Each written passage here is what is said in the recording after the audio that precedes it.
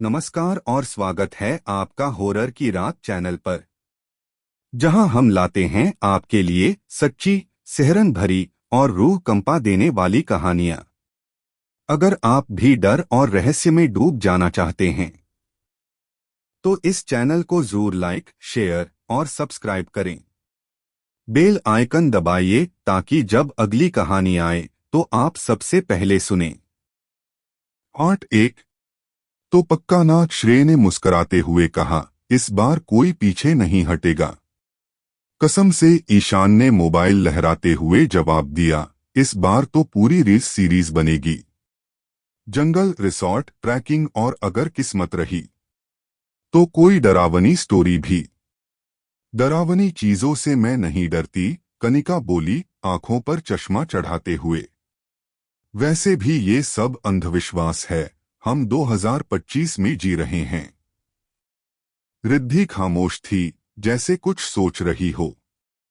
दिल्ली की भीड़भाड़ और शोरगुल से दूर चारों दोस्तों ने हिमाचल की सीमा पर बसे एक अनसुने से रिसॉर्ट अरण्य वन विलास में छुट्टी बिताने की योजना बनाई थी।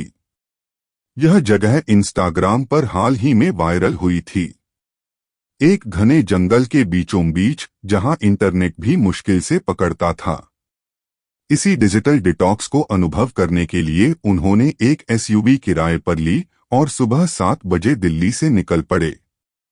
शुरू के 2 घंटे तो हंसी मजाक में ही बीते, म्यूजिक, स्नैक्स और ट्रैफिक की बातें। ईशान स्टोरी डाल रहा था, गुड बाय दिल्ली, हेलो जंगल। कनिका गाड़ी चला रही थी और श्रेय बगल वाली सीट पर बैठा हर चीज का मजाक बना रहा था। रिद्धि पीछे बैठी थी, बाहर देखते हुए, पेड़ों की लहराती शाखाओं में खोई हुई। ये जगह पहले कभी सुनी नहीं, रिद्धि ने कहा। इसी में तो मजा है, ईशान ने जवाब दिया। जो जगहें अनजान होती हैं, वहीं तो असली यादें बनती हैं। दोपहर होते होते वे कसौली की सीमा पार कर चुके थे। अब रास्ते संकरे, कच्चे और सुनसान हो चले थे। एक तेज मोड़ पर अचानक गाड़ी झटका खाकर बंद हो गई। क्या हुआ? श्रेय बोला। कनिका ने कहा, स्टीयरिंग लॉक हो गया है। लगता है कुछ गड़बड़ है। चारों नीचे उतरे। आसपास सन्नाटा था, न कोई दुकान, न कोई घर। सिर्फ घना जंगल और ऊपर से बादलों की गरज। रिद्धि थोड़ा घबरा गई, शायद हमें किसी मैकेनिक को कॉल करना चाहिए। नेटवर्क कहाँ है? ईशान ने फोन ऊपर उठाकर देखा। No signal. इसी बीच एक आवाज सुनाई दी, लकड़ी की छड़ी की टकटक। एक बूढ़ा आदमी हाथ में लाठी लिए झाड़ियों से बाहर आया। चेहरा झुर्रियों से भरा, आंखें गहरी और रहस्यमयी। बिटिया, आगे मत जाओ, उसने धीमे स्वर में कहा। क्यों बाबा? श्रेय ने पूछा। रास्ता तो सीधा है ना? बूढ़ा धीरे से बोला, वहां वो रहती है। रात होते ही आवाज देती है। जो सुने लौट नहीं पाता। ईशान हंस पड़ा। ये क्या बाबा, नेटफ्लिक्स की स्क्रिप्ट बोल रहे हो? कनिका ने कहा, बाबा, आप जैसे लोग ही अंधविश्वास फैलाते हैं। बूढ़ा चुप रहा।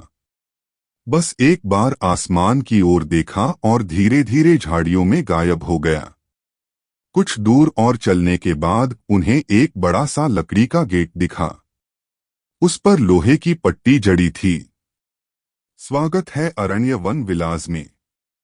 गेट के अंदर एक पतली पगडंडी सी थी, दोनों ओर घना जंगल और बीच में लकड़ी के कॉटेज।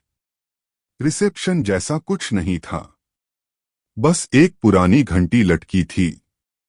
श्रेय ने खटखटाया, टन टन टन। कुछ मिनट बाद एक दुबला पतला आदमी बाहर आया। उसका चेहरा थका हुआ, आंखों में हल्की लालिमा। आप लोग श्रेय जी? उसने पूछा। हाँ, 4 लोगों की बुकिंग है। ठीक है। कॉटेज नंबर 3 आपका है। खाना 8 बजे मिलेगा। और एक बात, उसने रुककर कहा, रात को जंगल में मत जाना। खासकर अकेले नहीं। क्यों? चुड़ैल है क्या? ईशान फिर मुस्कराया। पर रिसेप्शन वाला कुछ नहीं बोला, बस हल्के से सिर झुकाकर चला गया। रात 9 बजे सबने खाना खाया, साधारण दाल चावल और सब्जी। स्वाद उतना खास नहीं था, पर भूख लगी थी। रात 10:30 बजे तक तीनों कॉटेज में सोने चले गए। सिर्फ श्रेय बाहर बालकनी में बैठा था। तभी एक धीमी हवा चली और साथ में एक गुनगुनाहट, स्त्री की, जैसे कोई लोरी गा रहा हो। लोरी? रात के इस वक्त उसने सोचा। वह खड़ा हुआ, बालकनी से नीचे झांका, कुछ नहीं। उसी समय दरवाजे पर दस्तक हुई, टक टक टक। वो चौंक गया। कौन है? दरवाजा खोला, कोई नहीं, मगर जमीन पर एक चुटकी भर लाल सिंदूर पड़ा था। श्रेय बालकनी में खड़ा था, जहां कुछ देर पहले दरवाजे के बाहर उसे लाल सिंदूर की चुटकी दिखाई दी थी। उसने कोशिश की कि वो घटना को मजाक समझकर भूल जाए, लेकिन मन के किसी कोने में एक असहज चुप्पी उतर आई थी। वहीं अंदर कमरे में रिद्धि की नींद बार बार टूट रही थी। उसने सपना देखा। एक पुरानी कोठरी, उसके बीच में एक आग से घिरी चौकी और उसके इर्द गिर्द खड़ी कुछ औरतें। सभी के चेहरे धुंधले, पर एक औरत सामने थी, चेहरा जल चुका, बाल बिखरे और आंखें, सिर्फ आंखें दिख रही थीं, गहरी, काली और गुस्से से भरी।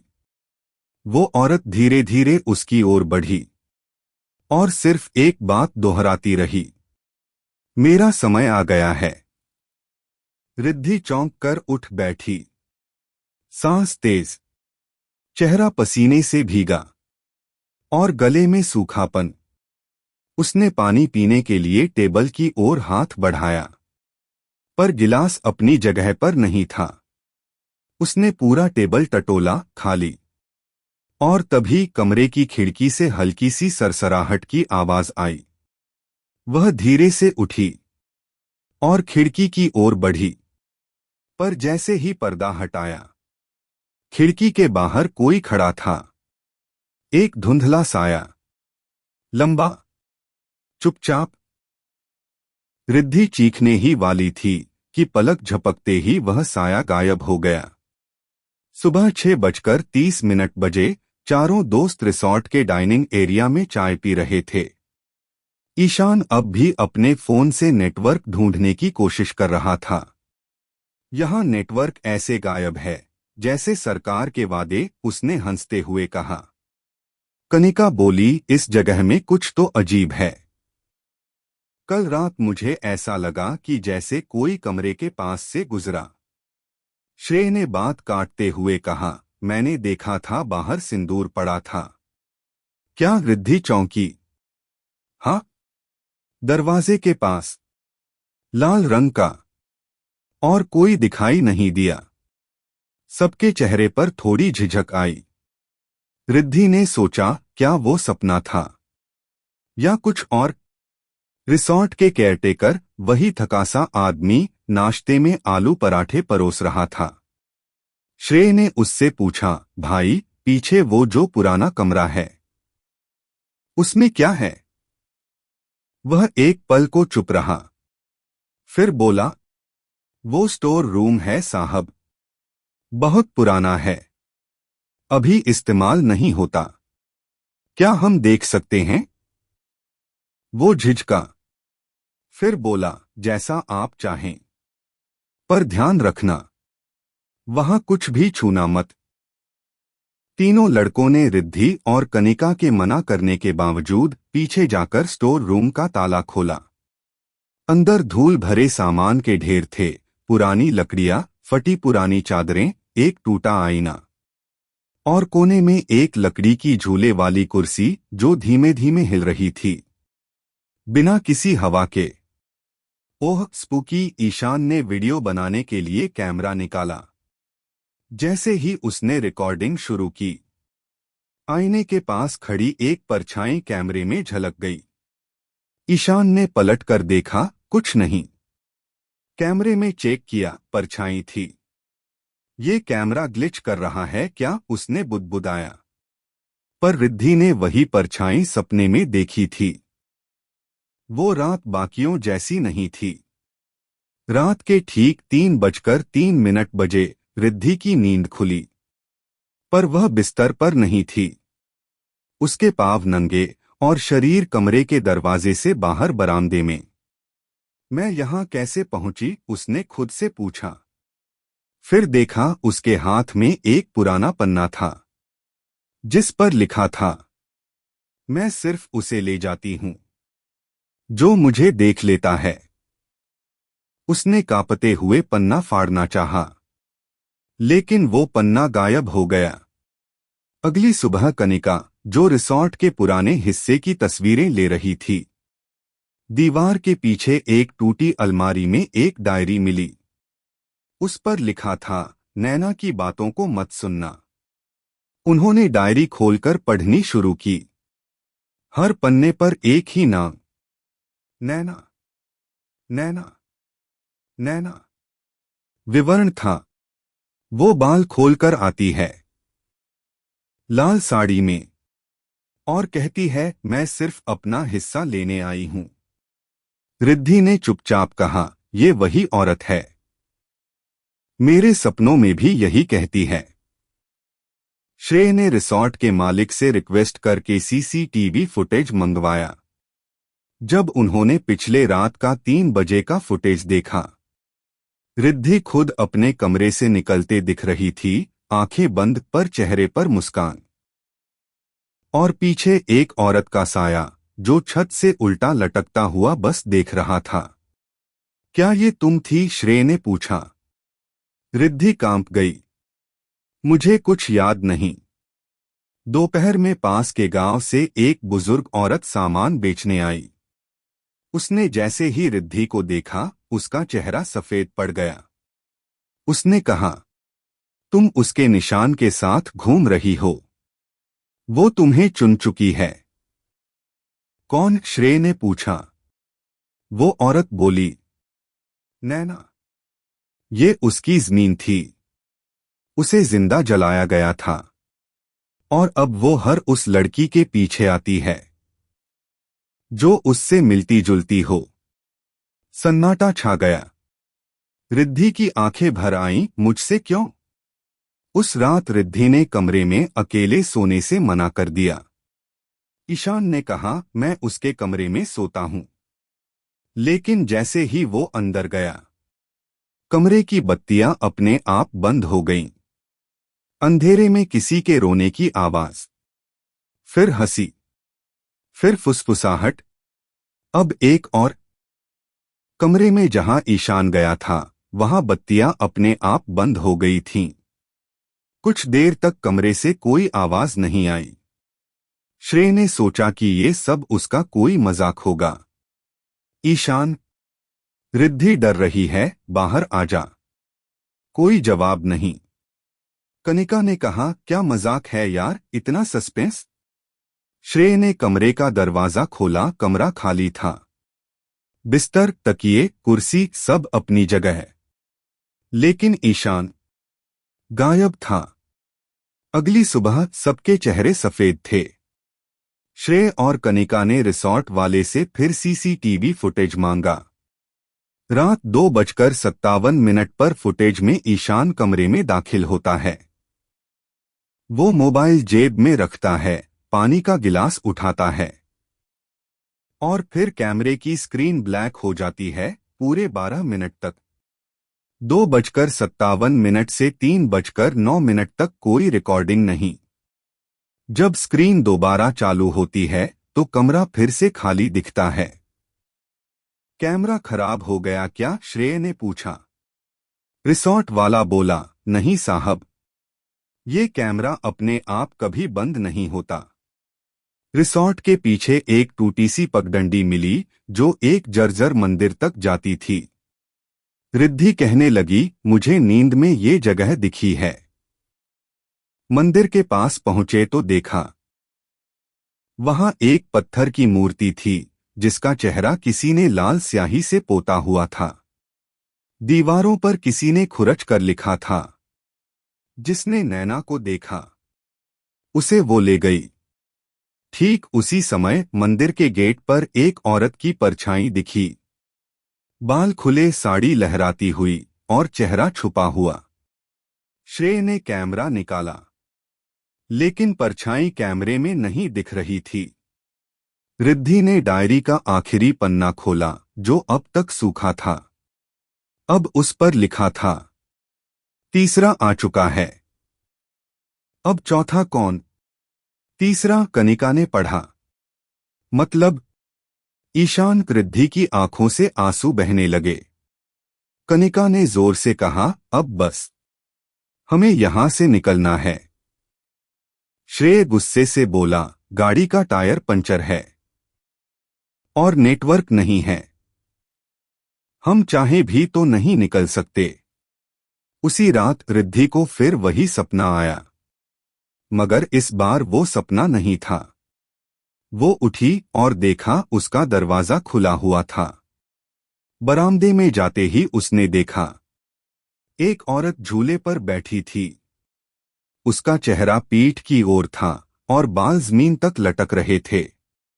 धीरे धीरे वो औरत सिर घुमाकर बोली, रिद्धि। और अगले ही पल झूला तेजी से खुद ब खुद हिलने लगा। रिद्धि चीखती हुई अंदर भागी। सुबह हुई। ईशान अब भी लापता था। श्रेय और कनिका का अब एक ही मकसद था, इस रिसॉर्ट से बाहर निकलना। पर जैसे ही गेट तक पहुंचे, वहां बोर्ड पर अब एक नया नाम लिखा था, स्वागत है नैना वन विलास में। अक्षर अब खून से सने लग रहे थे। कनिका ने पीछे मुड़कर देखा। रिद्धि अपनी जगह से हिल नहीं रही थी। उसकी आंखें अब भी बंद थीं और होंठ कुछ बुदबुदा रहे थे। हर बदला चुपचाप नहीं होता। कुछ बदले आग में जलते हैं और राख बनकर लौटते हैं। नैना को जिंदा जलाया गया था, लेकिन उसकी चीख अब भी हर रात इसी जंगल में गूंजती है। रिसॉर्ट के बाहर का बोर्ड अब नैना वन विलास बन चुका था। शब्दों में जैसे कोई जान बस गई हो, खून जैसे ताजा टपक रहा हो। श्रेय और कनिका सन्न थे। रिद्धि का चेहरा पीला, आंखें बंद और होंठ हिलते हुए, जैसे कोई प्राचीन मंत्र बोल रही हो। ये वो रिद्धि नहीं है, कनिका ने फुसफुसाया। दोपहर को वही गांव वाली बुजुर्ग औरत दोबारा आई। उसके हाथ में इस बार एक पुराना लाल कपड़ा लिपटा हुआ गठठर था। उसने कहा, अब तुम लोग सुन लो, क्योंकि वक्त कम है। उसने गठठर खोला। उसमें एक पुराना काला और लाल साड़ी का टुकड़ा, राख और चांदी की टूटी हुई बिच्छूटी थी। ये नैना की पहचान है, औरत बोली, जिसे इस जंगल के ठाकुर ने जिंदा जलवाया था। ये रिसॉर्ट उन्हीं की हवेली के ऊपर बना है। 70 साल पहले नैना एक गांव की सामान्य लड़की थी। सुंदर, सादी और गांव के ठाकुर के बेटे से प्रेम करती थी। पर ठाकुर को ये रिश्ता मंजूर नहीं था। निचली जात और मेरे खानदान में, ठाकुर ने नैना पर टोना टोटका, काला जादू करने का झूठा आरोप लगाया। और एक रात गांव के बीचों बीच उसे बांधकर जिंदा जला दिया गया। उसकी चीखें जंगल में आज भी बहती हैं। वो मंदिर जो पीछे टूटा पड़ा था, वहीं नैना की चिता जली थी। रिसॉर्ट उसी जमीन पर बनाया गया। जो भी लड़की नैना जैसी आंखें या शक्ल रखती है, उसे नैना अपना अवतार मानती है। रिद्धि की शक्ल नैना से मिलती थी, इसलिए वह चुनी गई।